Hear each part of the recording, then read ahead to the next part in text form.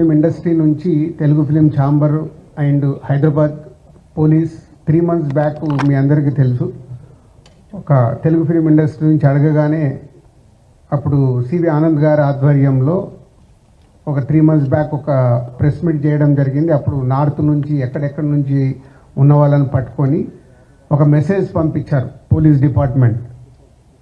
ఇలాంటి ఇల్లీగల్ పనులు చేస్తే మీరు ఎక్కడున్నా పట్టుకుంటామన్నప్పుడు ఈ ఐబొమ్మ నుంచి ఇందాక కమిషనర్ గారు చెప్పారు, ఛాలెంజ్ విసిరారు.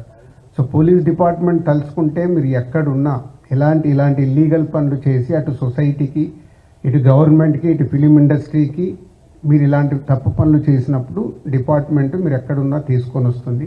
అలాగే Telugu film chamber, Telugu film industry ఈ పైరసీ దాని మీద ఎప్పటి నుంచో మేము పోరాటం చేస్తూనే ఉన్నాము.